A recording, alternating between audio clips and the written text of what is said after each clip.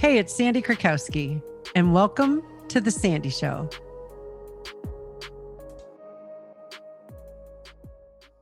Welcome back to the podcast. This is going to be part 2 of how I healed my body, how I got off Remicade, how I went counterculture, but did not put my body in danger, how I made decisions many people won't make, how I actually got the courage to do that, and more. So in the first episode, I gave you some very specifics. If you didn't pick up a clue, I did not do this alone. Now, the mindset, yes. The decision-making, yes. The commitment, yes. But hiring a really fantastic doctor, Dr. Erica Schwartz, to protect me, to give me the power to advocate for myself and work alongside me also gave me courage that I may not have ever had before. Now, because I have so many of you on social media, some of the things that I'm going to say, you might think I'm just pulling that out of a hat and it's my opinion of what people might say. No, it's actually what thousands of people have said to me through this entire journey. I often hear, well, I can't afford another doctor. Well, it's not going to be covered by my insurance. Well, I've tried that before. Well, my spouse won't support me. Well, I'm terrified to make a change. And more and more and more. Here's the thing. When someone in the military goes into enemy's territory, it is not at that moment when they are face to face with the enemy that they begin to make decisions of what they might do, what they might not do, what their convictions are, what their convictions aren't, how far they'll go, how far they won't go, etc. Instinct is going to come in a lot in the time under tension, in the pressure, in anything that might even make you terrified. But it is the decisions that we make ahead of time. And even practicing, like you don't enlist in the military and they just put you on a plane and take you overseas to fight active combat.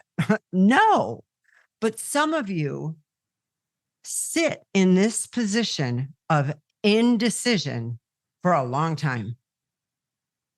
You sit in this position of, well, I'm not sure what to do, so I'm just going to do what my doctor says and hope it comes out. I'm actually going to go fast and pray for a week, and then I'm going to wait and see what happens. And none of those are bad in and of themselves, but they lack one key component, and that is making a commitment to follow this out to the end, making a commitment that no matter what happens, I won't quit, and making a commitment to actually start to consider what might happen.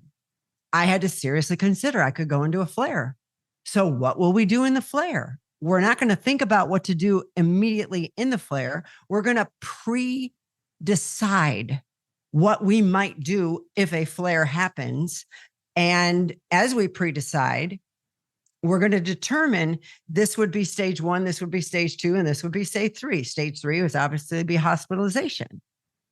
These are not decisions you just ask your friends and strangers on social media to give you feedback on. Because there's a lot of people on social media have the ability to speak forcefully and powerfully, but they don't know what the frick they're talking about. And just because something worked for you, just because a supplement worked for your friend across the street, just because your Aunt Jane and your Uncle Steve, it worked for, doesn't mean it's going to work for you. That is a decision you have to make ahead of time to do research, to pre-decide, to not go in this blind, to be prayed up, to be information up, to have the kind of doctor you want. I fired 12 doctors before I found Dr. Erica. And some of you quit on your healing by your second flare and the second doctor who tells you they don't know what to do. I'm not saying that with shame. That's not even in my vocabulary. My intentions are never shame.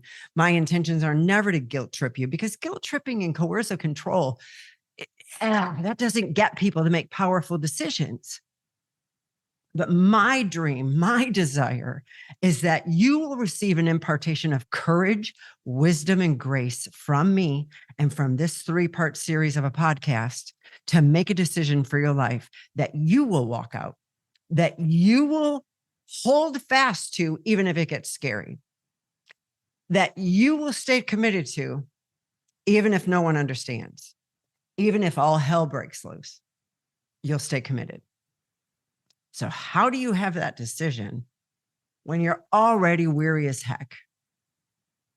You're already so physically distraught that, like, thinking about mustering up courage to make a huge decision to change your entire life when you have hardly any courage to get through the weekend, like, how does that happen? Well, it doesn't. That's why I went on Remicade, because it got so bad. And I hadn't predetermined what I might do. I had tried fasting. I had tried bone broth. I had tried all kinds of herbs. I had tried all kinds of supplements. I had tried every pharmaceutical medication for when my 75% of my digestive tract was bleeding. And none of them were working.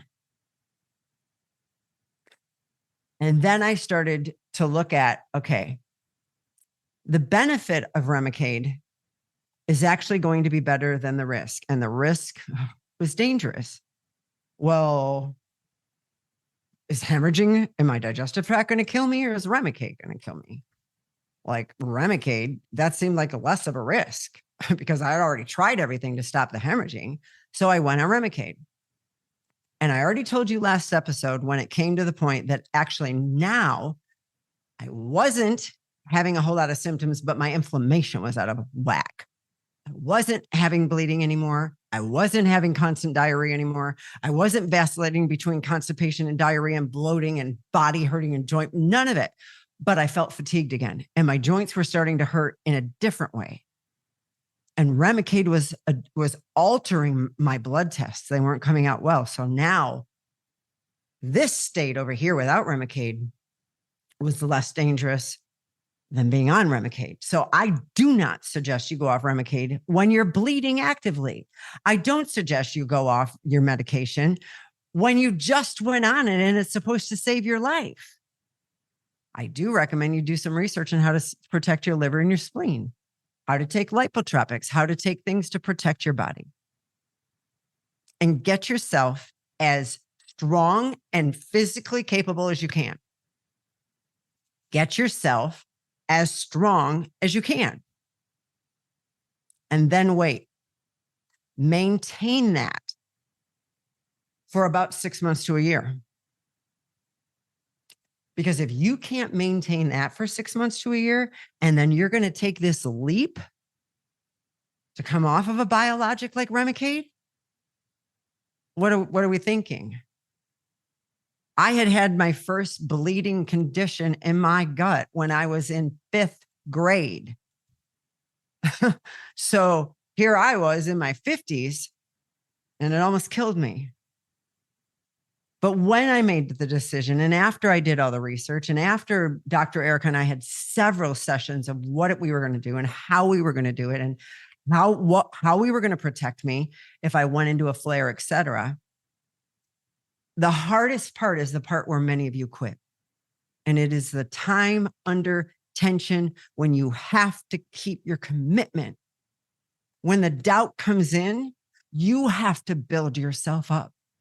You can't wait for anyone else to do that. Friends are going to try to help. Family are going to try to help. Your church members are going to try to help. People on social media are going to try to help. But you'll equally have people who tell you you're crazy. You shouldn't be doing this. You're going to die. You're foolish. You're irresponsible, and all of that. And it will be confusing.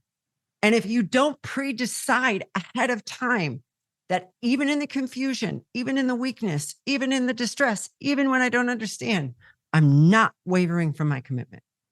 Now, in your attempt to come off of it, because I had tried to come off it once before, if you start getting sick, And your body is obviously showing you within a month or two. For me, it took 3 months, and my body was showing. It actually was about, let me see. Yeah, it was 12 weeks. My body was showing it was not ready for that. So I went right back on with the support of my gastro, with the support of Dr. Erica. My gastroenterologist also advocated and worked with me because he knew I was doing all these other things. Here are the words he said to me. The hardest thing for me is when people say they want to go off a Remicade and they've never been responsible with their food choices when they were on it. They've never been responsible with their sleep. They've never been responsible for protecting their body. They've never been responsible for lowering the stress. They're basically not doing anything and expecting this drug to heal them. And this drug is not meant to heal you. It is meant to put you in remission, so that in remission, you may build up the fortitude that you need for your body to be healed. He was an advocate of cannabis because cannabis is very effective for anti-inflammatory. He was an advocate of working in my communications with Dr. Eric on how to microdose the least amount of cannabis and how to support my body. And he celebrated when I went off of it. But he told me how many times people are causing these diseases. They are not getting therapy for hypervigilance and the PTSD. They are not addressing their inflammation. They're treating him like he's God. They're popping their pills and complaining like they are a victim of something they can't do anything about. The majority of the time, he said that's the case. And he said in the majority of the time, people act like, well, what can I do? Oh, well. And I just give up. He said, in my 29 years of practicing, it is refreshing to see somebody who won't give up, who's wise of when to take actions, who's wise when it's obviously not the right time, who's not letting go of her commitment. And I worked over the course of 3 years to get myself off Remicade. So if you're listening to this and you're chasing some fantasy and you've got a delusion that you're going to do it in the next 6 months and you're currently actively very ill, what are you thinking? Don't be irresponsible with your life like that. Don't be irresponsible with your body like that. And so I had to also strengthen myself, not only with sermons and reading my Bible and deep intimacy with God, but I also, through my entire career in business, have had a library of movies that are about superhuman feats and accomplishments. There's actually one right now on Netflix. And gosh, I've got those Holy Spirit goosebumps all over me right now. It's called NYAD, NYAD. During my entire career, when I would feel like the situation was way bigger than me, and my faith was in God, and my strength was in God, but I was having a hard time just going through an hour.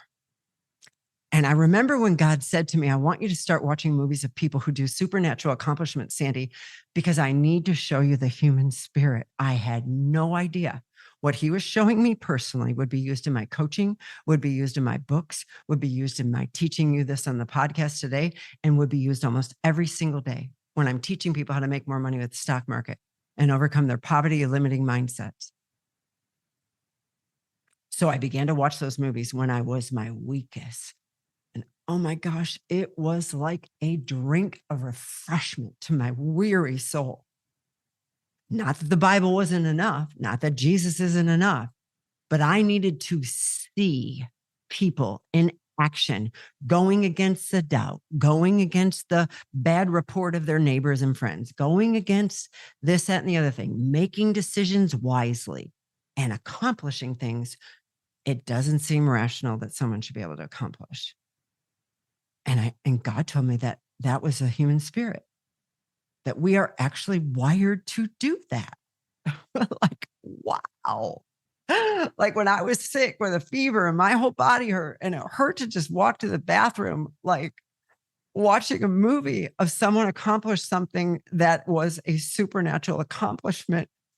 I would sit there and I would sob, even as the tears are welling up right now, because there would be dryness in my spirit, and I could feel it start to be watered. Not that I was wanting to do the supernatural achievement that I saw in the movie, but I wanted to do a supernatural, superhuman achievement in my own life because I deserved it. I encourage you to watch NYAD, NYAD. The actresses in that movie, like, gosh, I watched that movie and cried my eyes out. The other thing you need to do, you don't need 10 friends on social media to support you. You don't need 150 people to give you their opinion. You need one bestie to encourage you, to give you that courage, to give you that faith, and to continue to move forward. And I got two. Lauren and Nicole have been a lifeline to me. And if I had not healed like I did, I would not have let them in my life to encourage me during this time. They didn't tell me what to do. It's not what a good bestie does. A good bestie helps you remember your commitment. They're there to support you when you fall. They're there to speak life over you, and they are there to pray with you and to believe with you and to not give up. So I pray that you have one of those. You don't need more. But you're going to be assaulted. You're going to be assaulted in the mind, your spirit, your memory might make you feel fearful. I remember when I got sick and the thoughts would come to my mind. What if you're going to start bleeding again? This time you're really going to die. And I had to assess that logically. Well, the likelihood that I would die from this is not as great as it used to be 7 years ago because of the conditioning that I had brought my body to, because of the state that I had put my body finally in. And after all those years of remission, even though I had that infection and things were getting bad, my gut wasn't bleeding. So it was time. And I reminded myself that the Remicade was now more dangerous than taking this risk and taking this challenge. And I began to do something I used to do many years ago when things were very difficult. I would get in a chair or lay on the floor for 10 minutes and I would shut my eyes and I would ask God to give me a vision of what it would be like to be healed and to not need this drug anymore and to not fight this battle like this anymore. And he began showing me at work and with my grandbabies and with my children and at the gym. And every day, initially, it was like watching a movie of somebody else's life. But every day, it became more and more and more of the true identity that you see standing before you today. Now I know that I might get sick again, not necessarily with Crohn's or maybe with Crohn's, but my body is stronger than it's ever been before. So it will handle it differently. When I got put on Remicade, I was way out of shape. I was not sleeping for years, my friends, years not sleeping. Like 2 hours a night, maybe in bed for 8 hours and exhausted every single freaking morning. I am in a different state. And I'll tell you what, there's this guy, Tommy Rivs. He's on Instagram and he's a long distance runner. Tommy Rivs, R-I-V-S. And his story of battling Hodgkin's disease and coming to the brink of death and going from a supernatural, accomplished athlete. Where's the picture of his surgery? If you're on YouTube, you'll see it. To this. The reason he survived that is because of the conditioning he had before. The doctor said the reason he survived the chemo, the reason he survived all of that, and it didn't kill him, but is because of how strong his body was from those years of long distance running and conditioning and training his mind and confronting his mind and challenging his mind and leaning on his wife and knowing the dark spaces and knowing the darkness and knowing how, because runners experience that. So do any athlete. We experience darknesses. It looks like we're all like having a blast at the gym. We experience dark places that most people won't go into, and we confront it. And because of that, he lived. So I had conditioned my body to be stronger. I had conditioned my body to carry me through to that level. And my friends, you've got to get really good at boundaries. This is your life. If it offends somebody to say, listen, I don't want you speaking that over my life right now, and they get offended and keep doing it, and you put up a boundary and then they're super mad at you, that is not a person that should come near you.